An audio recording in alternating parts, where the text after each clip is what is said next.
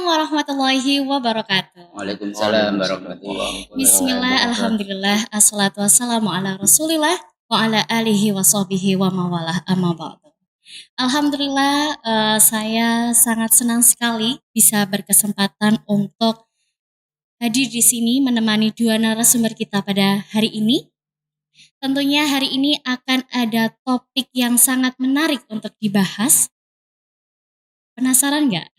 Tapi sebelum itu saya Naila akan menemani dua narasumber dan juga penonton dan pendengar yang ada di sana. Sebelumnya saya akan memperkenalkan dua narasumber hebat kita pada hari ini. Yang pertama ada Mr. Yaman. Say hello dulu Mr. Yaman. Assalamualaikum. Masya Allah. Gimana kabarnya Mr.? Alhamdulillah. Alhamdulillah. Narasumber kita yang kedua ada Mr. Syarif. Assalamualaikum warahmatullahi wabarakatuh. Allah mau khutbah. Waalaikumsalam. Gimana kabarnya Mister? Alhamdulillah. Ditakdirkan Allah sehat seperti ini. Masya Allah. Alhamdulillah. Baik pendengar dan juga penonton di sana. Saya mau menyapa. Gimana nih kabarnya? Semoga semuanya sehat selalu ya. Amin. Amin. Hari ini kita akan bahas tentang sholat nih Mister. Banyak orang berasumsi tentang definisi sholat. Ada yang mengatakan bahwa sholat itu adalah salah satu media hambanya untuk berinteraksi pada Tuhan, pada Allah. Ada yang mengatakan bahwa sholat itu bisa memperbaiki akhlak ataupun bisa memperbaiki kecerdasan seseorang. Saya mau dengar dong pemaparan dari narasumber saya pada hari ini. Mungkin bisa disampaikan Mr. Yaman terlebih dahulu. Ya, terima kasih Mem Naila atas kesempatannya. Pemirsa yang dirahmati Allah Subhanahu wa taala. Hubungan dengan topik yang sudah disampaikan Mem Naila tadi, bahwasanya topik kita hari ini adalah sholat. Bahwasanya kita tahu bahwasanya sholat itu adalah merupakan salah satu media ubudiyah, yang mana ubudiyah itu adalah yang menghubungkan langsung dengan Allah Subhanahu wa taala. Sebagai umat Islam, sebagai muslim, kita wajib untuk melaksanakan sholat. Kenapa? Sebagai salah satu bukti kalau kita itu mengingat Allah Subhanahu wa taala. Sebagaimana Allah Subhanahu wa taala berfirman, Innani anallah la ilaha illa ana fa'budni wa aqimis salata li dzikri. Dalam salat Tuhan disebutkan bahwasanya sungguhnya aku ini, wahai Musa, adalah Allah. Fa'budni, maka sembahlah aku. Wa aqimis salata, dan dirikanlah salat li dzikri, untuk mengingatku. Dalam ayat yang tadi kami baca sudah jelas bahwasanya salat itu adalah merupakan media seorang hamba, di mana seorang hamba itu ketika dia mengakui, mengingat pada Tuhannya, maka dia harus melalui media yang sudah disediakan Allah Subhanahu wa taala. Sedangkan kita sebagai umat Islam, media yang disediakan oleh Allah adalah berupa sholat. Bagaimana sholat itu adalah merupakan salah satu kunci di mana kita bisa berkomunikasi dengan Allah Subhanahu wa taala. Katakan bahwasanya dalam satu hadis disebutkan di dalam salah satu riwayat Imam Muslim, bahwasanya aqrabul ibad min rabbih wa huwa sajidun fa aktsirud du'a. Ma yakunul abdu yuqarribu min rabbih wa huwa sajidun fa aktsirud du'a. Rawahu Muslim.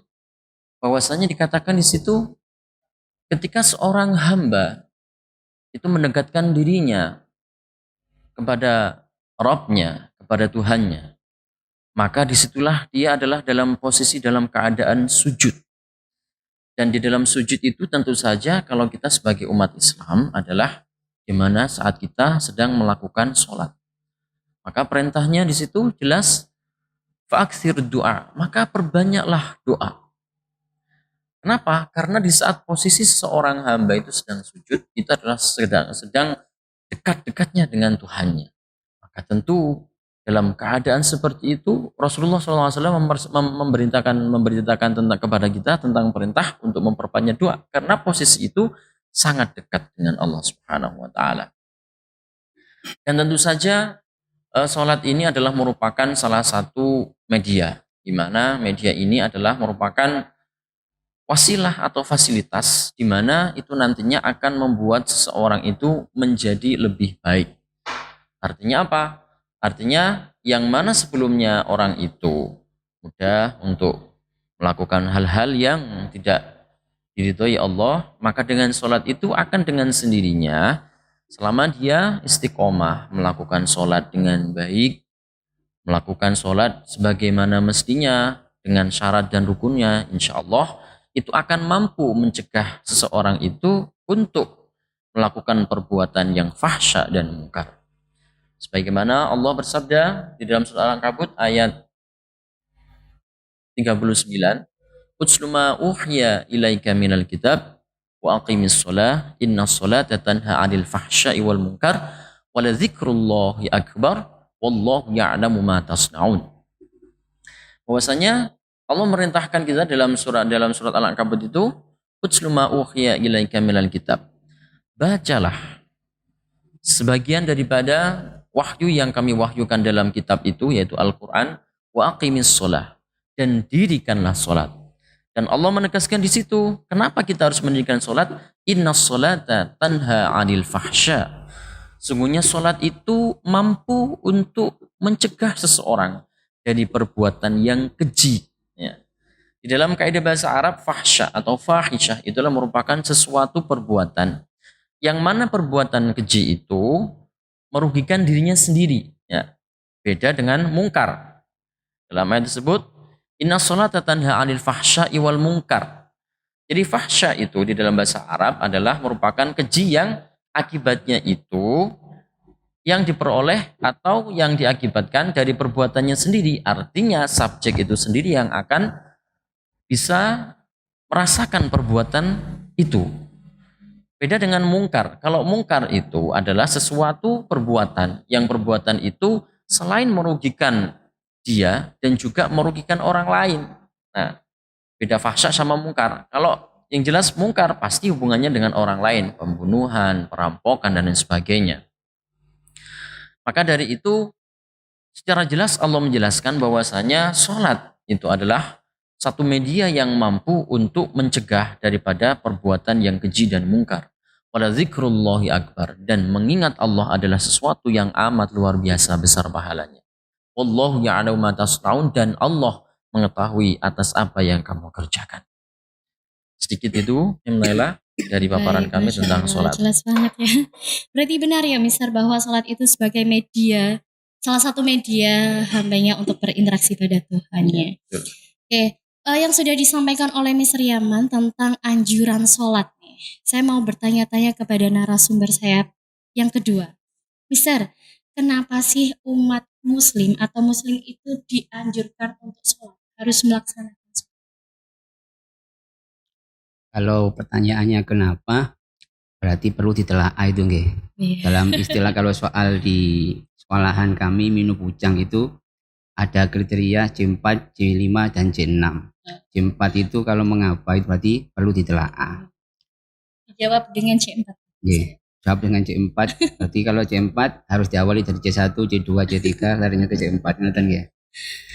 Kita tahu kata Mr. Yaman tadi ya, sholat itu secara bahasa itu kan termasuk doa. Doanya seseorang kepada Allah. Secara istilah, sholat itu melaksanakan ibadah kepada Allah diawali dengan takbiratul ihram dan diakhiri dengan salam. Itu tentang pengertian sholat. Terus bagaimana caranya kita ini bisa benar-benar sholat tapi benar-benar berinteraksi dengan Allah? Katanya tadi sholat itu sebagai jalan interaksi kita kepada Allah, sebagai media kita berinteraksi dengan Allah. Tapi selama ini yang kita ketahui, saya pribadi terkadang ketika saya sholat, sesungguhnya saya itu sering lupa, sering lalai kepada Allah. Sebenarnya ketika kita sedang interaksi dengan Allah, kita sangat dilarang untuk lupa dengan yang kita ajak untuk berinteraksi, yaitu Allah Subhanahu wa Ta'ala. Seandainya kita beribadah, sholat itu, tapi kita sering ingat, sering tidak, berarti interaksi kita belum dilaksanakan secara maksimal. Makanya firman Allah di surah Al-Ma'un itu, fawailul musallin alladzina hum an sholatihim sahun. Banyak orang yang sholat tapi masih dianggap lalai oleh Allah. Kalau guru saya bilang gini, banyak orang yang sholat yang 5 wajib hukumnya, namun dilema bagi manusia, dilaksanakan jadi pendusta, ditinggalkan jadi pendosa. Kenapa?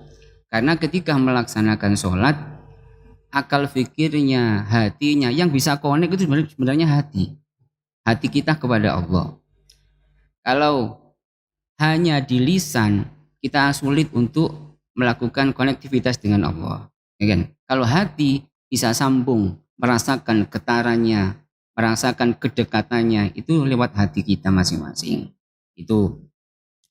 Terus bagaimana caranya sholat yang baik menurut aturan? Kita tahu perintah sholat itu diperoleh oleh Nabi Muhammad melalui peristiwa Isra Mi'raj. Sebelum peristiwa Isra Mi'raj itu dilalui oleh Nabi Muhammad, sebelum Nabi Muhammad diperjalankan oleh Allah menemui Allah Subhanahu wa Ta'ala, itu Nabi Muhammad disucikan dulu hatinya oleh para malaikat, dibersihkan kotorannya seandainya ada kotorannya. Tapi saya yakin Nabi Muhammad gak punya penyakit hati. Itu sebagai pelajaran saja buat umatnya. Kalau mau berjumpa sama Allah, kalau ingin dekat sama Allah, hatinya harus bersih.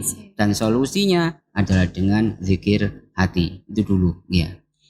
Berarti ada nggak Mister tolak ukur sholat yang baik? Sebenarnya ada nggak?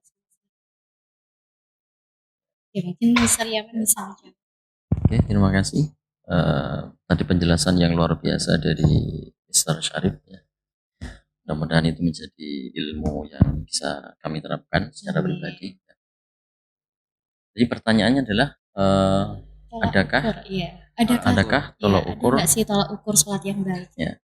Sebenarnya kalau kita bicara tentang tolak ukur sholat yang baik, yang baik itu kita akan bertanya kembali, menurut siapa? Kalau memang kita secara awam ya, kita bicara tentang secara umum saja, bahwasanya sholat yang baik itu ya tentu saja as-sholatu ala waktiha yang pertama, yaitu sholat yang dilaksanakan pada waktunya yang pertama. Kemudian yang kedua adalah melaksanakan syarat dan rukun yang sudah ditetapkan oleh para jumhur ulama. Artinya di situ yang pertama secara dohir ya, artinya tempatnya itu suci dari najis, kemudian pakaiannya juga demikian, terus kemudian memakai pakaian yang paling bagus ya, sebagaimana perintah Allah khudzu zinatakum inda kulli masjid ya. Artinya di situ pakailah pakaian atau hiasanmu yang paling bagus ketika kamu hendak menuju ke masjid. Artinya adalah di situ adalah sholatnya. Artinya di situ kalau kita mengukur secara awam, nah itu artinya sudah baik gitu. Akan tapi kalau tadi yang sudah disampaikan oleh Mr. Syarif tentang kita menghadap Allah itu harus dengan hati yang suci, bersih. Saya pribadi pun juga kayaknya mungkin bukan tipenya. Kenapa? Karena sangat luar biasa sekali ya dalam peristiwa itu, bagaimana Nabi Muhammad itu disucikan hatinya, kemudian sebelum menghadap Allah dan sebagainya. Nah, kita sendiri sebagai umatnya mungkin adalah kalau dalam Al-Quran katakan sebagai kuntum khairu ummatin ukhrijat linnasi ta'muruna bil ma'ruf wa tanhauna 'anil munkar. Situ dulu bahwasanya dikatakan dalam Al-Quran surat Ali Imran juz 4 dikatakan bahwasanya kalian adalah sebaik-baik umat ya. Artinya ini umatnya Nabi Muhammad gitu. Dan kita pun sendiri secara pribadi, saya pribadi juga mengakui bahwasanya sebaik-baik umat itu mungkin ada perbandingannya ketika Allah mengatakan bahwasanya kita ini sebaik-baik umat. Mungkin dulu ada perbandingan umat-umat sebelum-sebelumnya. Nah, artinya bahwasanya secara kita sebagai umat Islam itu sudah melakukan perintah Allah. Yang pertama adalah untuk mengeksistensikan diri kita sebagai hambanya. Bahwasanya kita ini menurut Allah dalam Al-Quran surat Az-Zariyat disebutkan wa ma khalaqtul jinna wal insa illa liya'budun. Dan tidaklah aku ciptakan jin dan manusia kecuali untuk beribadah kepadaku, kan gitu kan. Dan sholat itu adalah merupakan amal ibadah yang pertama kali dihisab oleh Allah Subhanahu wa taala. Nah, masalah untuk antara baik dan tentu saja nanti akan ada perbandingan yang lebih baik lagi, yang the best dan sebagainya, kan itu kan. Saya melihat dari segi umumnya saja bahwasanya baik itu adalah menurut secara jumhur ulama, yang ulama ini adalah fuqaha. Nah, artinya di sini bahwasanya selama orang itu melakukan syarat rukunnya dengan baik, menghadap kiblat, wuzu dulu, kemudian memakai pakaian yang baik, kemudian berusaha menghadirkan hatinya untuk menghadap Allah, maka kemudian di situ insya Allah sudah merupakan kategori yang baik menurut saya gitu loh. Nah, tapi nanti akan lebih jelas lagi untuk yang lebih baik seperti apa secara naik level istilahnya, nanti akan dijelaskan oleh Mr. Sari. Monggo Mr. Oke, saya tambahin dikit, bisa saja sama Mr. Yaman, bisa aja. Oke, yang disampaikan Mr. Yaman tadi itu sesuai dengan aturan fikih Mr. ya. Sekarang saya mencoba sedikit sesuai dengan yang disampaikan Mr. Yaman tadi. Innani anallah la ilaha illa ana fa'budni wa aqimis sholata li dzikri. Fa aqimis sholata li dzikri itu kita disuruh oleh Allah mendirikan sholat dengan cara apa? Dengan cara berzikir kepada Allah, dengan cara mengingat Allah. Selama ini saya pribadi secara orang-orang secara umum, khususnya saya pribadi, saya ulangi lagi, ketika melaksanakan sholat, kita itu lebih fokus pada bacaan sholat. Padahal bacaan sholat itu ciptaan Allah Subhanahu wa taala. Berarti kita mengingat ciptaan masih. Yang kedua, terkadang seseorang itu mengingat arti daripada bacaan sholat. Bismillahirrahmanirrahim, dengan menyebut nama Allah yang Maha Pengasih lagi Maha Penyayang. Masih fokus dengan arti daripada bacaan sholat. Padahal arti juga ciptaan. Seharusnya apa yang kita ingat? Ya Allah. Hanya Allah di dalam hati kita. Ketika dia takbiratul ihram, sebelum melaksanakan sholat, hatinya dikencangkan dulu Allah, Allah, Allah. Setelah itu, pada saat takbiratul ihram, bersamaan dengan tangannya terangkat untuk melakukan takbiratul ihram, bersamaan dengan lisannya membaca takbiratul ihram, Allahu Akbar, hatinya pun menjauh, mengucapkan Allah, Allah, Allah. Itu tapi itu bukan ukuran yang benar. Karena kalau diri kita mengaku sholat kita itu benar, berarti dia yang paling buruk di hadapan Allah. Kita tahu sendiri bagaimana luar biasanya iblis ya, ibadahnya kepada Allah. Kalau sujud tahunan, kalau zikir tahunan, tapi karena kesombongannya dia dianggap oleh Allah makhluk yang paling jelek menurut Allah. Sehingga apa? Sehingga diusir oleh Allah dari surganya Allah. Jadi tolak ukurnya itu sebenarnya nggak ada, tapi ada rambu-rambunya dari Allah. Gimana rambu-rambunya? Gitu ya. Ya syariatnya, fikihnya itu dilaksanakan, syarat rukunnya dilaksanakan, tahu tentang hal-hal yang membatalkan sholat. Ditambah lagi bagaimana diri ini ketika sholat yang diingat itu hanya Allah. Karena apa? Perintahnya sholat itu mengingat Allah, bukan yang lain. Itu mungkin ada rambu-rambu sedikit, Madan. Berarti kita tidak bisa mengklaim bahwa sholat seseorang itu baik atau belum benar kita ya bisa. Kalau kita pribadi misalkan, saya mengatakan, oh sholat saya paling baik, berarti saya paling salah di depan Allah. Begitu juga Ustaz Yaman, Mr. Yaman, ya, mengatakan, sholat saya paling baik. Secara nggak langsung, sholatnya yang dilaksanakan Ustaz Yaman paling jelek menurut Allah, karena ada kesombongan di situ. Seperti halnya iblis gitu ya Ustaz. Oke. Sehubungan dengan topik kita hari ini tentang sholat itu bisa merubah perilaku seseorang. Ada hubungan nggak sih Mister sholat dengan perilaku seseorang itu? Mungkin bisa dijawab siapa dulu? Mr. Yaman atau Mr. Syarif? Monggo. Oke. Apa hubungannya sih sholat yang kita lakukan dengan akhlak kehidupan kita sehari-hari? Sebenarnya sudah dijawab sama Ustadz Yaman tadi, Mr. Yaman. Sholat itu aqimis sholata inna sholata tanha 'anil fahsya'i wal munkar. Dirikan sholat karena sesungguhnya sholat itu dapat mencegah perbuatan keji dan mungkar. Dan tadi ketika kita melaksanakan sholat dengan baik, ya berusaha, ini dikatakan bukan dengan baik menurut kita berusaha melaksanakan sholat dengan baik, pasti kita pun akan berusaha untuk beraktivitas dengan baik di luar sholat. Maksudnya apa? Saya kasih contoh ya. Di sholat itu ada niat. Saya contoh ya, niat. Usolli fardhu zuhri arba'a rakaati mustaqbilal qiblati ada alillahi ta'ala.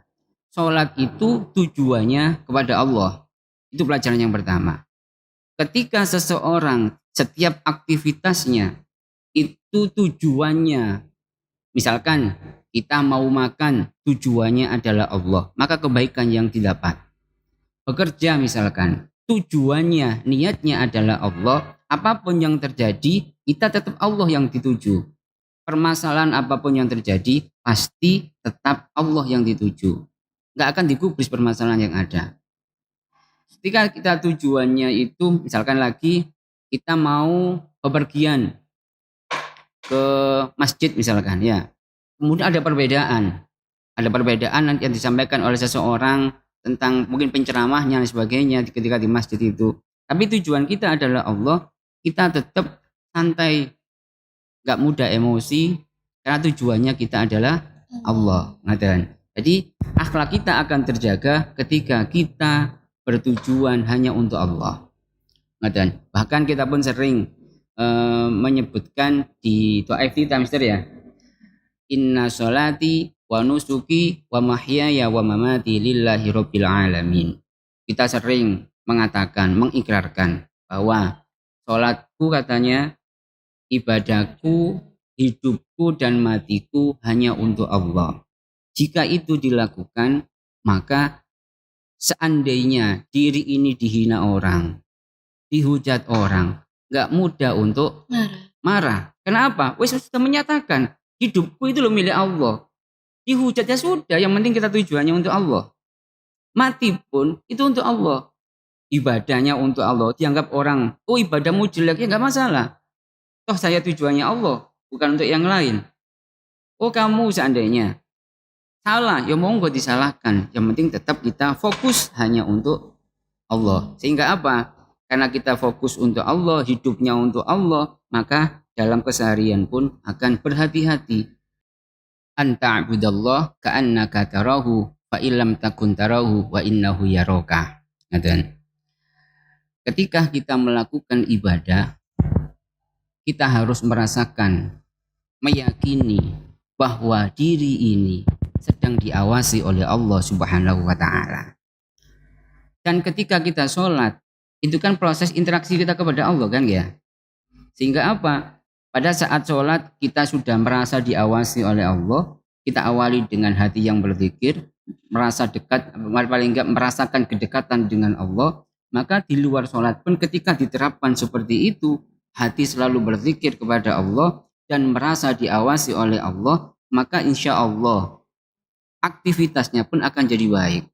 Kalau guru saya mengajari gini, Rif, setiap mau melaksanakan sesuatu, sadarkan dirimu bahwa dirimu sedang bersama Allah. Mau naik sepeda, ya Allah, saya sedang bersamamu ya Allah. Mau ngajar, ya Allah, saya sedang bersamamu ya Allah. Sehingga apa? Kita mudah untuk mengontrol, mengingat bahwa Allah sedang mengawasi diri kita. Maka Insya Allah. Gitu ya Ustaz. itu sementara yang saya sampaikan, mungkin ditambah Ustadz Yaman atau Mister Yaman. Pertanyaan sama ya. Jadi seperti yang tadi sudah jelas sekali disampaikan oleh Mr. Syarif tentang apa sholat itu akan mampu merubah perilaku seseorang menjadi baik. Jadi yang tadi disampaikan itu sudah merupakan detailnya ya. Ya memang kita bukan hanya segi membahas ini dari kulitnya saja ini misalnya. Masuk ke Sudah sangat dalamnya ini. Pertanyaannya apakah yang ngomong ini bisa enggak? Jadi saya secara pribadi saya sangat setuju dengan apa yang disampaikan oleh Mr. Syarif. Bahwasanya betul memang salah satu ulama mengatakan bahwasanya sholat yang sesungguhnya itu adalah penerapannya itu ketika seseorang itu mampu mendirikan sholatnya, melaksanakan sholat itu di luar waktunya sholat. Gambarannya adalah seperti itu. Hanya tadi yang ketika pertanyaannya, apakah mampu sholat itu bisa menjadikan seseorang menjadi baik atau bisa merubah perilaku seseorang menjadi baik? Ketika dia mampu untuk menjiwai sholat, maka tentu akan bisa menjadikan sholat itu sebagai media untuk dia ingat kepada Allah Subhanahu wa Ta'ala.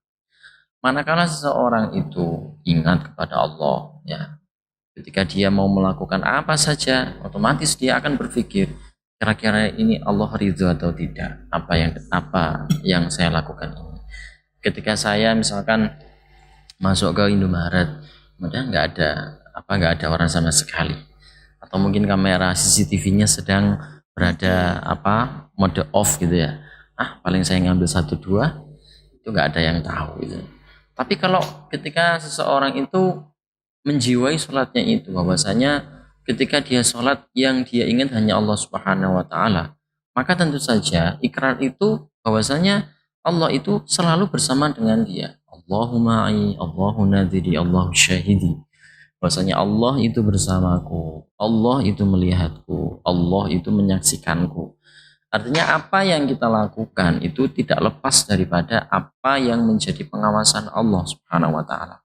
Jangankan kita, ya, binatang melata yang sangat kecil saja ya di dalam bumi ini, atau mungkin yang hidup di dalam bebatuan saja, itu tidak lepas dari pengawasan Allah. Apalagi kita yang berupa fisiknya berupa seperti ini gitu loh, susunan dari atom gitu loh. Malaikat saja yang susunannya dari proton, dari cahaya saja itu tidak lepas dari pengawasan Allah, apalagi kita gitu loh. Yang bentuknya sudah jelas ya, Nah, tentu. Maka tentu saja apa yang kita lakukan ini baik buruknya itu tentu saja Allah sudah tahu. Nah, maka dari situlah, maka dari sholat yang kita lakukan setiap hari 5 waktu itu akan mampu menjadikan satu barometer atau tolok ukur di mana seseorang itu mampu untuk menjadikan dirinya menahan dari perbuatan yang keji dan mungkar. Kata-kata keji yang tadi saya sampaikan di awal itu adalah yang merugikan dirinya. Contoh misalkan ya, dia melakukan perjudian, ya uang-uangnya sendiri kan ya, uang-uangnya sendiri, yang kerja juga dia sendiri ya. Misalkan dia menang, ya menangnya juga dia sendiri. Tapi kalau kalah ya dia sendiri yang akan menanggung akibatnya. Dan itu adalah salah satu contoh daripada fahisyah atau fahsya, perbuatan keji dalam bahasa Arab. Nah, beda lagi dengan perbuatan yang mungkar, itu tentu saja bukan hanya merugikan diri sendiri tapi juga merugikan orang lain. Ada hubungannya dengan makhluk sosial yang lain. Misalkan kita mencuri, ya mencuri milik orang lain, merampok milik orang lain, ya. Kemudian begal dan sebagainya juga milik orang lain. Dan juga apalagi sampai naudzubillah membunuh, itu juga merupakan perbuatan yang mungkar dan tentu saja itu juga merugikan orang lain. Dan itu tentu saja yang dikatakan sebagai perbuatan yang mungkar. Dan Allah sudah mendandaskan bahwasanya inna sholata tanha 'anil fahsya. Bahwasanya sesungguhnya sholat itu mampu untuk mencegah. Nah, dalam kaidah bahasa Arab kata-kata tanha itu adalah merupakan salah satu dalam nahwu shorof kaidahnya adalah merupakan fi'il mudhari'. Kata-kata fi'il mudhari' di situ adalah bermakna terus menerus gitu loh.